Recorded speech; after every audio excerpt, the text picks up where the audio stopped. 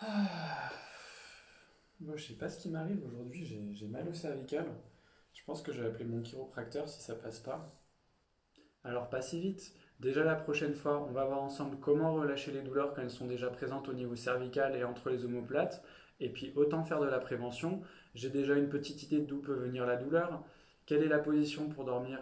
Alors aujourd'hui, on va aborder les postures de sommeil et tenter de comprendre comment elles se répercutent sur notre santé et sur nos douleurs d'une part, comment faire en sorte de les prévenir en fonction de la position qu'on adopte, et voir pour finir quelles sont les différentes postures que l'on adopte dans le lit, que ce soit pour lire ou pour regarder notre série ou notre film sur l'ordinateur ou sur le portable, et comment les améliorer de façon à ne pas se créer de douleur et à ne pas rester avachi. Le sommeil, c'est essentiel pour notre organisme et pour notre santé, que ce soit au point de vue physique, chimique ou émotionnel. Il est indispensable de bien dormir. Parce qu'au niveau physique, il y a pas mal de processus qui se déroulent pendant la nuit. Les muscles vont se relâcher, vont se réhydrater. Il en est de même pour les disques intervertébraux. On mesure 1 cm de plus le matin que le soir. Parce que sous la pression de notre corps, les disques se déshydratent au fur et à mesure et vont plus facilement venir se lésionner. Donc c'est important de bien dormir. Il y a un des centres neuraux qui vient couper les douleurs pendant la nuit. Donc si on ne dort pas assez, on va plus avoir tendance à sentir des douleurs qui sont déjà présentes ou sentir des choses subtiles qu'on ne devrait pas être amené à sentir. Donc il y a le manque de sommeil et la fatigue, ça favorise la chronicité des douleurs. Beaucoup de personnes aiment s'endormir sur le ventre, c'est vrai qu'on s'y sent assez bien au départ, sauf que ça va générer une grosse torsion au niveau des cervicales qui va se répercuter sur la tension musculaire, articulaire, ligamentaire d'une part, mais aussi au niveau des plexus nerveux, générer de la pression au niveau de l'épaule également, ce qui va concourir à l'apparition de douleurs entre les omoplates, au niveau des cervicales. Certains problèmes d'épaule vont se réveiller, ça peut aussi engendrer certains maux de tête. Et les fascias postérieurs s'insèrent au niveau du crâne et au niveau du fascia plantaire. Donc la torsion cervicale va se répercuter tout le long de la colonne. D'autre part, l'abdomen et le thorax sont compressés un petit peu, donc ça va gêner un peu les amplitudes respiratoires et la respiration pendant la nuit, qui est primordiale. Et on voit ici que ça vient arquer le bas du dos, ce qui va augmenter la pression au niveau des disques, au niveau des articulaires, et ça peut engendrer un certain nombre de douleurs au niveau du dos, d'autant plus que si on dort avec un oreiller, on voit ici que l'arche est amplifiée. Et pour terminer, le fait d'avoir la tête posée d'un côté et avec la pression du corps, ça va générer pas mal de tension au niveau des muscles de la face et des muscles de la mâchoire, qui peut accentuer un peu le bruxisme ou le fait de serrer la mâchoire et d'avoir le visage crispé. Alors même si c'est une posture que vous affectionnez beaucoup, il vaut mieux éviter de l'adopter parce que ça va vous générer un certain nombre de tensions.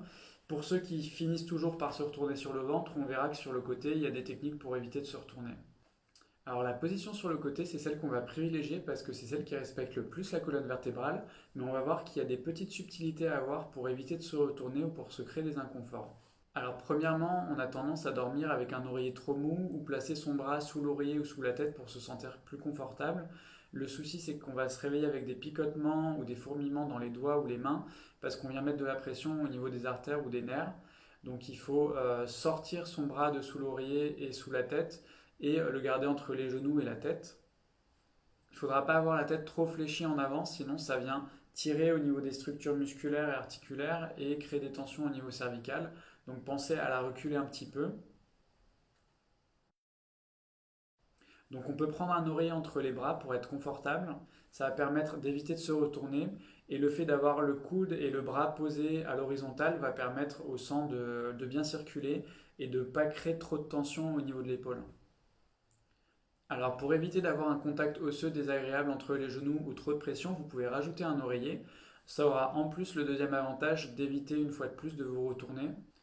Et une dernière subtilité, évitez d'avoir vos hanches fléchies à 90 degrés. Ça va venir un peu bomber dans le bas du dos et créer des tensions musculaires. Donc n'hésitez pas à étendre un peu plus les cuisses ou étendre une cuisse et amener l'une des deux à 90 degrés, mais en gardant bien un oreiller pour éviter de venir cisailler et se torsionner le bas du dos, ce qui peut générer des tensions au niveau sacro-iliaque et au niveau lombaire.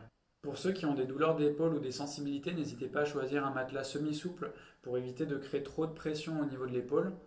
Pour ceux qui ont des douleurs de hanche ou les femmes ayant un bassin un peu plus large, n'hésitez pas à rajouter une petite serviette ou un tout petit oreiller au-dessus de la crête iliaque ou des hanches pour venir combler le trou et être plus confortable. Alors dans cette configuration, normalement, on va être assez confortable, on va éviter de se retourner. C'est également celle qui va être le moins propice à l'apparition de douleurs et celle la plus appropriée si vous avez des soucis de reflux gastro-œsophagien, de ronflement ou d'apnée du sommeil. Petite subtilité pour ceux qui dorment en position fétale, ça va être exactement la même position sauf qu'on va avoir tendance à avoir la tête un peu plus fléchie et les hanches également. Donc n'hésitez pas à ramener votre tête un petit peu en arrière pour les tensions cervicales et à relâcher un peu vos hanches et les étendre un peu plus pour ne pas vous créer des douleurs de dos. Alors pour ceux qui dorment en couple sur le côté, ça va être à peu près le même principe qu'en individuel. On va surtout se focaliser sur la personne qui se situe derrière son partenaire ou sa partenaire. Encore une fois, cette personne va se retrouver souvent et surtout au début du sommeil avec le bras sous le cou de son conjoint ou de sa conjointe, ce qui va aboutir pour cette personne à l'apparition de symptômes dans les mains et pour le conjoint ou la conjointe, une flexion cervicale trop importante souvent ou des tensions au niveau cervical.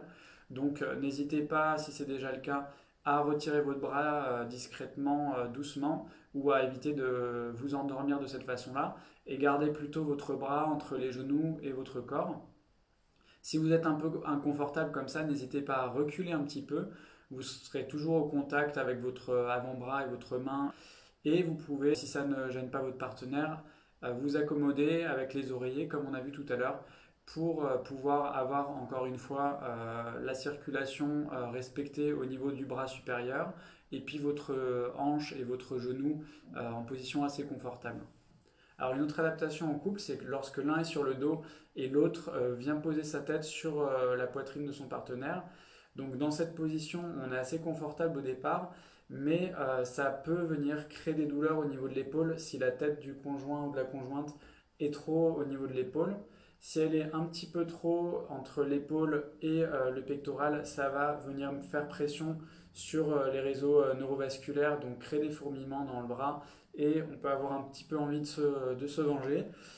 Et si la tête est trop au niveau du pectoral et que le conjoint a un fort gabarit ou une poitrine un peu conséquente, ça va générer des tensions pour les cervicales de la partenaire ou du partenaire. Donc l'idéal c'est de trouver un bon compromis entre tout ça pour qu'il n'y ait ni douleur d'épaule et problèmes sanguins, ni tension trop importante au niveau des cervicales. Un compromis peut être d'avoir la tête un peu plus basse au niveau du thorax pour avoir moins de tension au niveau cervical et moins de répercussions au niveau neurovasculaire. Alors la position sur le dos est un bon compromis, c'est vrai que ça respecte pas mal votre nuque et votre colonne vertébrale, même si les courbures ont tendance un peu à s'affaisser. Donc le choix de l'oreiller est primordial sur le dos entre autres, car si votre oreiller est trop dur et trop épais, vous allez être en flexion cervicale, ce qui va créer pas mal de tension. Et si votre oreiller est trop léger ou vous dormez sans oreiller, ça ne va pas forcément maintenir vos cervicales. Donc vous pouvez vous adapter en fonction et si votre lit est un peu souple, ça soutiendra quand même. Alors pour votre cou, il va être primordial de choisir un bon oreiller. L'idéal est d'avoir un oreiller ergonomique, donc il n'y a pas d'oreiller magique qui fonctionne pour tout le monde. L'idéal est de se rendre en literie et de tester ce qui fonctionne pour vous, parce qu'on a tous des morphologies différentes, d'autant plus que certains et certaines ont reçu des chocs ou des accidents qui font que leur colonne cervicale s'est enraidie. Le plus important, ce sera de choisir un oreiller qui épouse la forme du crâne et qui présente un renflement pour venir soutenir vos cervicales de façon à que vos cervicales soient alignées avec le reste de votre colonne vertébrale.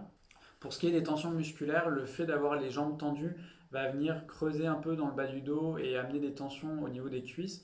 Donc n'hésitez pas à rajouter un petit oreiller de confort sous les genoux pour relâcher ces différentes tensions. Enfin, la position sur le dos favorise les reflux gastro-œsophagiens, l'apnée du sommeil et les ronflements. Donc si vous présentez l'une de ces symptomatiques ou les trois tant qu'à faire, essayez de passer plutôt sur le côté. Alors pour ce qui est des mauvaises postures dans le lit autres que celles pour dormir, c'est celle par exemple pour bouquiner.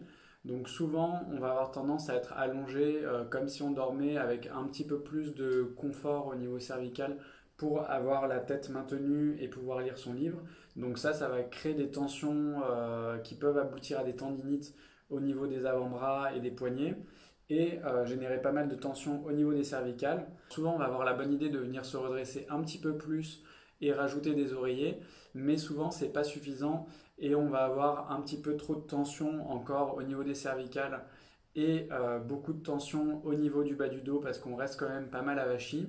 Donc pensez à bien vous redresser en venant vous coller contre le bout du lit si vous avez un mur et de venir mettre des oreillers de façon à être bien calé et de garder le livre assez haut. Vous pouvez mettre quelque chose sur vos genoux de façon à caler le livre et ne pas avoir à utiliser vos avant-bras. Il est aussi possible de lire sur le côté, ça va juste faire travailler un petit peu plus votre cerveau, mais c'est jouable. Encore une fois, il faut essayer de caler le livre d'une façon à ne pas trop vous fatiguer musculairement et vous pouvez changer de côté quand vous tournez de page. Pour la position en solo face à l'ordinateur sur le lit, on va souvent avoir tendance à adopter la même posture que pour lire, sauf qu'on va poser l'ordinateur sur nos genoux ou sur nos parties génitales, ce qui n'est pas l'idéal en raison de la chaleur et de l'électromagnétisme. On ne sait pas trop quel impact ça peut avoir sur notre corps. Pensez bien, encore une fois, à vous redresser pour éviter de trop sursolliciter votre nuque et venir bien vous caler contre le mur.